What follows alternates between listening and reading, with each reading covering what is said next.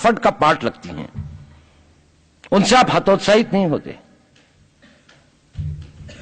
और वो लड़ाई न मैदान जंग में लड़ी जाती है, वो लड़ाई ना न्यूक्लियर लड़ाई है, न तलवार की लड़ाई है, न टैंकों की लड़ाई है, न वो छद्म युद्ध की लड़ाई है। वो लड़ाई है अपने अंदर की लड़ाई। एक पहला निर्णय करना पड़ता है, और अगर वो निर्णय आपने गलत किया या न किया तो बाकी जीवन की सारी लड़ाइयां तो आपको लड़नी ही पड़ेंगी, आप चाहें चाहे नहीं चाहें। ये दूसरी बात है कि आप किस चीज की लड़ाई लड़ेंगे, लेकिन उस लड़ाई के अंदर आपको विजय मिले या न मिले,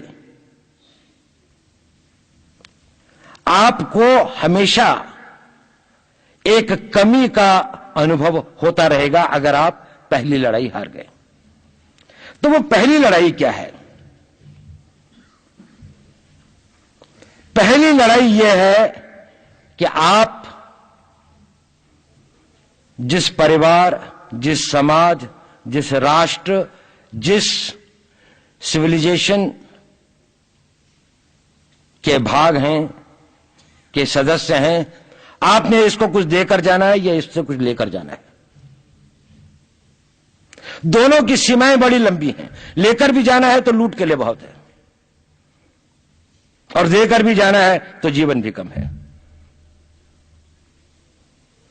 यदि आपने ये पहला निर्णय कर लिया और मन बना लिया कि देकर जाना है, तो आप ये लड़ाई कभी नहीं हार सकते। आप अपने जीवन तक लड़ेंगे, उसके बाद आगे कोई लड़ेगा। ये लड़ाई तब तक चलती रहेगी जब तक हम वहां नहीं पहुंच जाते जो हमारा गंतव्य स्थान है, जब तक हम अपनी विचारधारा को, अपनी बात को, अपनी जो विश्व को एक रास्ता दिखाने का जो हमारा एक संकल्प है, जब तक हम वहां नहीं पहुंच जाते तब तक ये लड़ाई चलती रहेगी। ये जीडीपी 8% हो जाए या 18% हो जाए, उससे बंद नहीं होती है। भारत की फौज 12 लाख की है या 22 लाख की हो जाए, उससे खत्म नहीं होती है।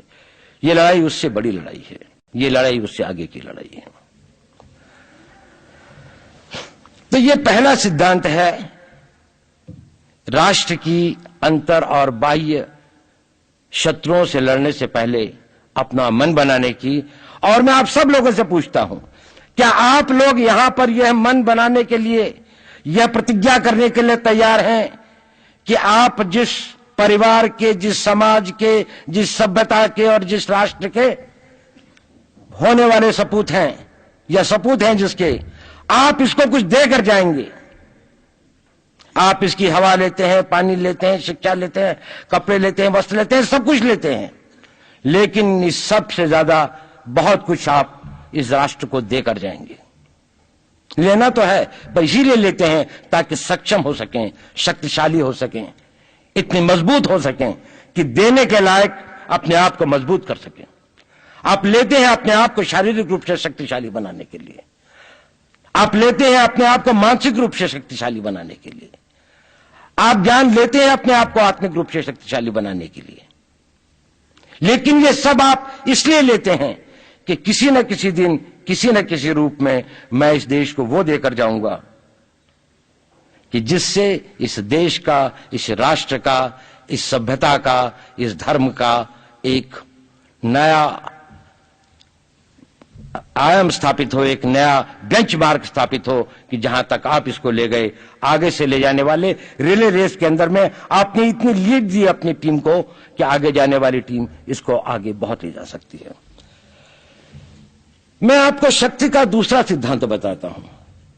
मुझे नहीं मालूम कि यह सिद्धांत मुझे बताना चाहिए या नहीं, मुझे यह भी नहीं मालूम कि यह सही है या नहीं, लेकिन क्योंकि मैं इसको मानता हूं और मुझे मालूम है कि इसके बारे में कई लोग जिनके हायर मॉरल वैल्यूज हैं शायद न भी समझते हो या न भी वो रखते हो, लेकिन एक मेरा विचार है, चाहे तो इस पर विचार करें।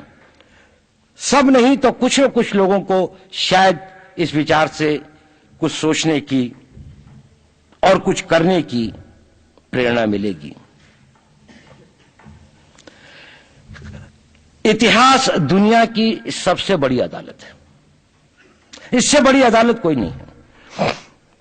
सुप्रीम कोर्ट में क्या हुआ, हाई कोर्ट में क्या हुआ, लड़ाई के मैदान में क्या हुआ, इलेक्शंस में क्या हुआ, ये सब बातें आती हैं चली जाती हैं, बाद में रह जाता है केवल इतिहास। और इतिहास का निर्णय हमेशा उसके पक्ष में गया है जो शक्तिशाली था। इसने कभी उसका साथ नहीं दिया जो न्याय के साथ था, जो सही था। अगर ऐसा होता तो दिल्ली में बाबर रोड होती है, बाबर रोड है लेकिन राणा सांगा रोड नहीं है, क्योंकि बाबर आया, विजयी हुआ, राणा सांगा हार गया। भारत की हिंदूशाही किंगडम अफगानिस्तान से होती सिकुड़ती सिकुड़ती सिकुड़ती यहां तक नहीं आ जाती। हमने किसी पर आक्रमण नहीं किया, हमने किसी के जीवन मूल्यों को नष्ट नहीं किया, हमने किसी के धर्म ग्रंथों को और धर्म स्थानों को नष्ट नहीं किया। शायद हम न्याय संगत थे, शायद सत्य भी हमारे पक्ष में था, लेकिन शक्ति हमारे साथ नहीं थी। इसलिए इतिहास ने हमें उसकी सजा दी। इतिहास ने हमेशा उनको सजा दी जिन्होंने विचारों को कर्म से और न्याय को शक्ति से अधिक महत्व दिया। अब मैं ये नहीं कह रहा हूं कि उसको उसकी तिलांजलि कर देनी चाहिए, ये नहीं है कि न्याय का अपना महत्व नहीं है, लेकिन यदि कॉन्फ्लिक्ट ऑफ इंटरेस्ट हो तो शक्तिशाली बनना ज्यादा आवश्यक है। भारत धर्मगुरु भी तभी बनेगा जब एक शक्तिशाली भारत का निर्माण होगा। जिन लोगों ने भारत के ऊपर आक्रमण किया, भारत के ऊपर राज किया, इस प्रकार से राज किया कि राज करते वक्त, जाते वक्त अपने गुलामों से कह दिया कि तुम राज कर लो, हम तो जा रहे हैं। तो यहां पर गुलाम वंश भी बन गया। अगर हम लड़ाई के वॉरफेयर के उसूलों से देखें कि किसी भी राष्ट्र की जो कॉम्प्रिहेंसिव स्टेट पावर होती है, किन चीजों से वो लड़ाई लड़ता है, जिसको हम कहते हैं कि ये शक्तिशाली है, दूसरा शक्तिशाली नहीं है, क्या वो अव्यय होते हैं उसके, क्या घटक होते हैं उसके। तो भारत के पास जनशक्ति, धन शक्ति, ज्ञान की शक्ति, टेक्नोलॉजी की शक्ति, और जिन लोगों ने आक्रमण किया उनकी शक्ति को अगर हम ये देखें तो शायद 1 और 1000 का अनुपात भी नहीं होता। लेकिन उसके बाद भी हम वो नहीं कर पाए। और ये प्रश्न भी किसी ने पूछा, उस पर मैं आऊंगा बाद में। निवेदिता जी ने उसका बहुत अधिक उत्तर दिया, बहुत अच्छा उत्तर दिया था कि क्या कारण है, किसके कारण भी हम लोग इस लड़ाई में इतिहास ने हमारा साथ या हमारे पक्ष में न्याय नहीं दिया। क्या कारण है कि कश्मीर में हम लड़ रहे हैं, जिन्होंने हमारे ऊपर आक्रमण हो रहा है, हमारे ऊपर बाहर से लोग आकर वायलेशन हमारे बॉर्डर का करते हैं,